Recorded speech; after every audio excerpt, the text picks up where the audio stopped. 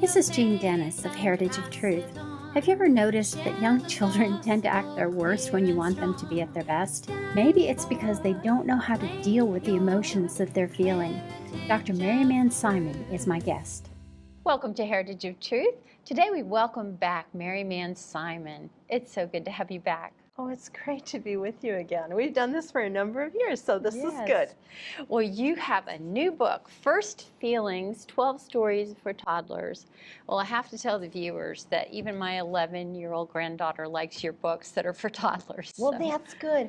But I think what it says is that we all deal with some of these Mhm. issues that I'm writing about. First virtues is character education. First feelings is emotions. And goodness knows, we all have to face things like sadness and jealousy and happiness and knowing how to cope with these things. So that's great. It's kind of touching all ages. And a lot of times older kids will get involved with reading to younger ones. And I love that. Oh, I do too. So tell us what kind of feelings you deal with in this book. The feelings that are in First Feelings are ones that were identified by MOPS moms in the St. Louis area.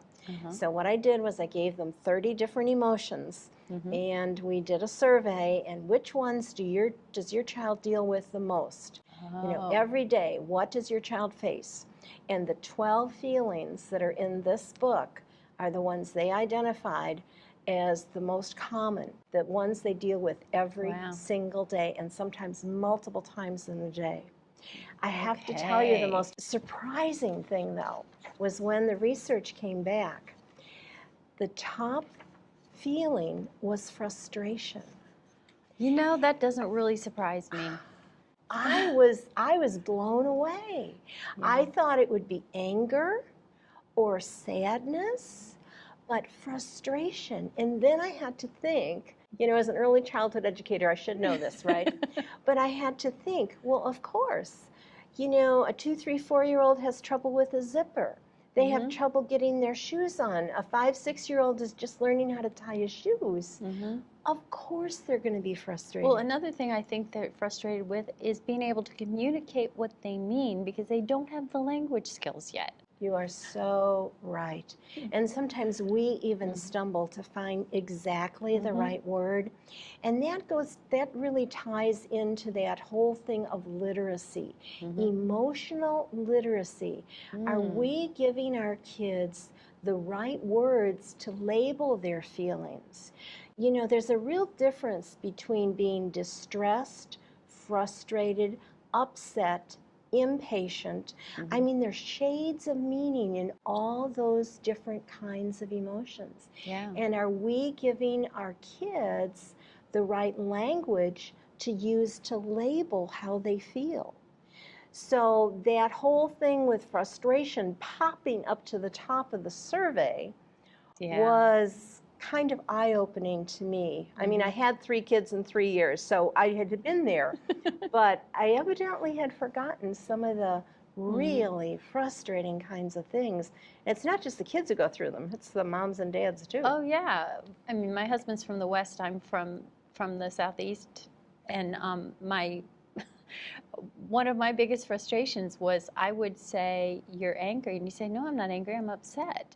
And it's like, okay, so we obviously define these terms differently. We do, and not only geographically, but also within our own family. So, you know, just being aware that we need to be on the same page when we're communicating about these important things called emotions. Yeah, exactly. Well, I see you've got happy, proud, jealous, mad, excited, frustrated, eager, afraid. I knew that was going to be on there. Yes. Worried. Boy, isn't it sad that children worry? And they worry about a lot of things. Yeah, safe, sad, and surprised. So talk about worry for a minute. Okay.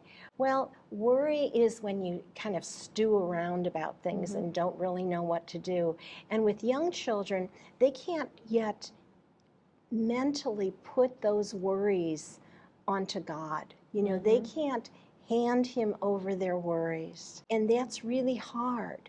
So if we can talk them through what is really concerning you, why are you crying? Why is your face all tight up and I can hardly see your eyes anymore. What happens is the kids become emotionally flooded. When the emotion just kind of overtakes them. It can happen with worry, it can happen with any other emotion, but that's called emotional flooding. And that's when our conversations with our kids really come into play and how important they are. So that we're giving our kids the opportunity to talk about how you feel, because often they don't know how they feel. We'll say, "Are you worried?" Oh, they don't know how to express it. That's true. So making sure that we have the patience, which is because not a lot always of times easy. I think when they're having that emotional flooding you're talking about, they act out, and then the They parents do. punish them for acting out. Yes, And it's because they don't know how to handle whatever's going on in their emotions. exactly. And when Yeah. you read through the list, I Yeah. wondered if our viewers were kind of saying, well, why is happy and surprised in there and eager? Those are positive emotions, and they are. But if you think about it, a child who is excited about grandma coming to visit, that kid can be off the walls. Yeah. He can have total out of bounds behavior because he's so excited. Right. Or before a birthday, a child is so eager for his birthday, he just can't wait. He doesn't know what to do with all that energy.